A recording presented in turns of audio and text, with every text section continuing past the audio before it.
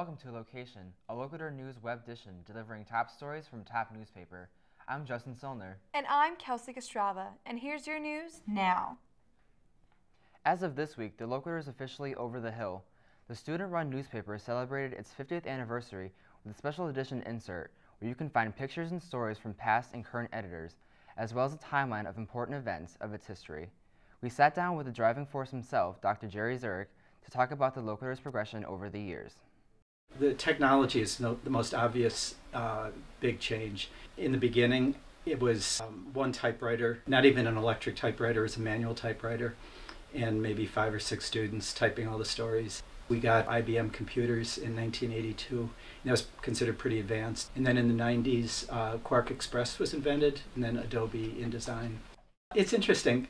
In the beginning, the stories were all about the college. And then more and more through the 80s and 90s, and especially now in the 2000s, students are doing really international and national reporting on significant issues in a way that most college newspapers don't report on. I personally like the one of the Democratic Convention with the red, white, and blue colors on the front. And of course, the sports page of the Phillies winning the World Series. I mean, some of those are my best sports pictures ever.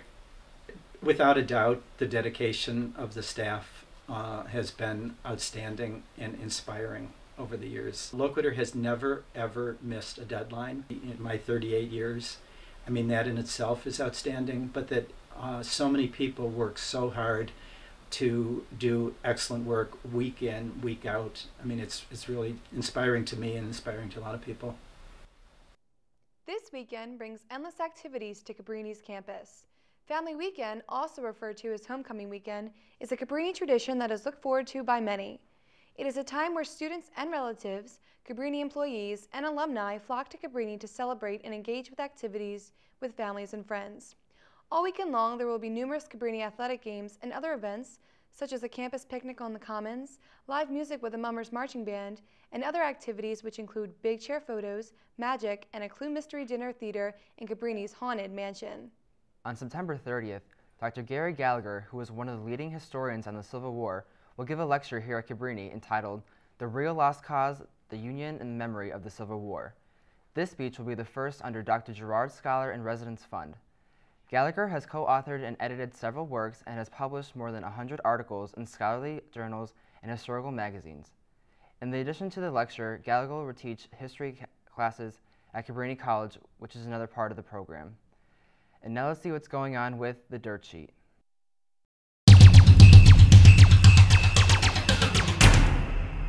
What's up, all you stars and studs? I'm Jake Verderano. And I'm Gianna Chicatino, and welcome to The Dirt Sheet, where we give you the latest in entertainment. The Emmy Awards were held on September 20th. Congratulations to all of the shows I don't watch that won awards. Yeah, who watches those shows anyways? But what do we have to do to get an Emmy? No, it's ridiculous. Hey guys, the package just came for you. Oh my god. What did we win?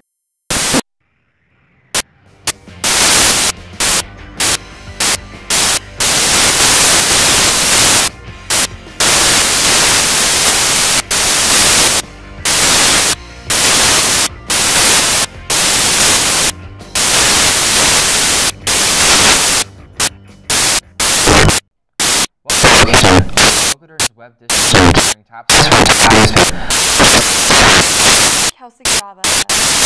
Now. This week, the over the hill celebrated its 50th anniversary with a special edition insert past and current editors as well as some important events. Himself, Dr. Jerry Zurich, the Loquitur's progression over the years. Technology is the most obvious big change. In the beginning, it was 5 or 6 students typing computers,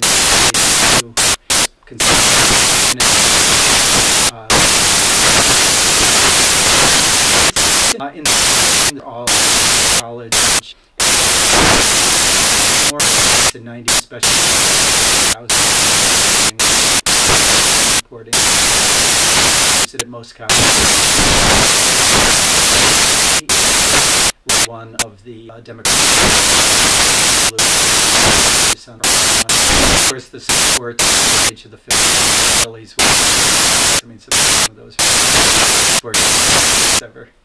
LOQation of the as outstanding and inspiring. Never ever miss a deadline. Itself is outstanding. So many people do work and it's really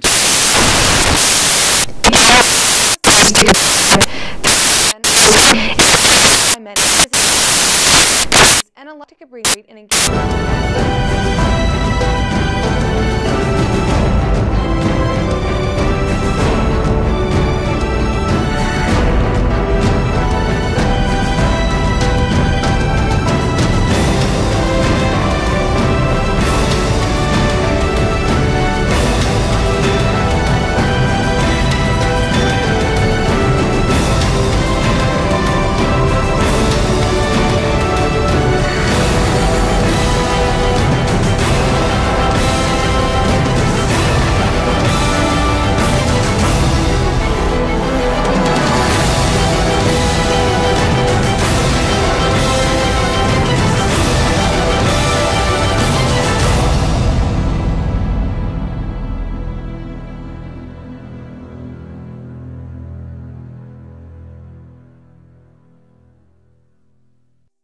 The Wolfington Center has created a group called Make a Difference, also known as MAD.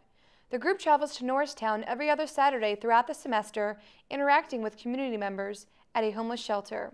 The first trip was September 19th, where the group played an exciting game of softball with community members who are grateful for the visit. Now let's see what the weather has in store for us with Liz.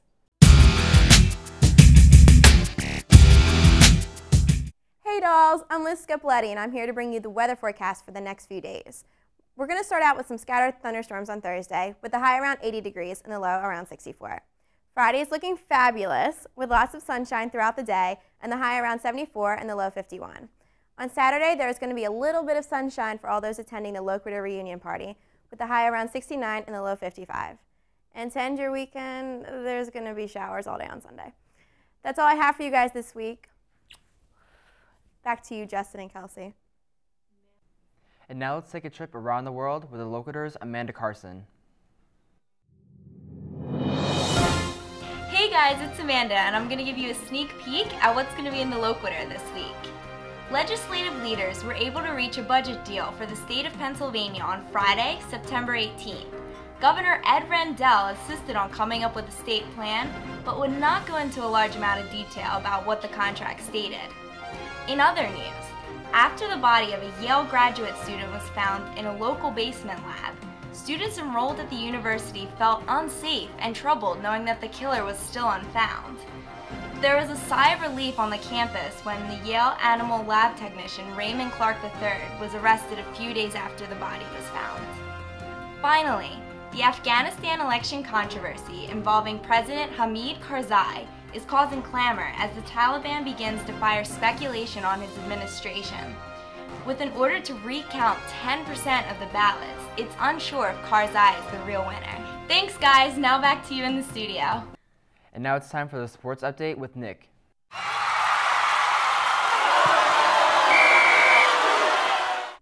What's going on, all you sports fans? Nick Goulden here with your 2-minute drill.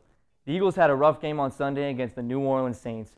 McNabb did not play in this game due to a rib injury, so it was up to Kevin Kolb to lead the offense. Kolb, in his first NFL start, went 31 for 51 with 391 yards and 2 touchdowns. Unfortunately, he also threw 3 interceptions. 4 turnovers for the Eagles seemed to be the difference in this terrible loss for the Birds with a final score of 48-22. The Phillies won 2 games out of the 3-game series in Atlanta this weekend. Friday, September 18th, it was the Ryan Howard show. He cracked 2 home runs to help snap the Braves' 7-game winning streak and give the Phils the win 9-4. After a long rain delay on the 20th, the Phils offense went to work with Utley, Francisco Ibanez, and Feliz all hitting runs in. The final score of this game was 4-2. The Cabrini men's soccer team played a rough rivalry game against the Eastern University Eagles on the 19th. The game was peppered with yellow cards and some very physical play. The final score was 2-1 with goals from Brian Raffle and King Sai. The women's soccer team lost their last game against Arcadia University with a score of 1-0. Sabina DeGeezy led the team with 5 shots on goal. The team now has a record of 2-4. That's all for me. Back to you, Justin and Kelsey. Thanks for watching this week's Web Edition. Make sure you tune in next week to another great episode. I'm Justin Solner. And I'm Kelsey Ostrava. Thanks.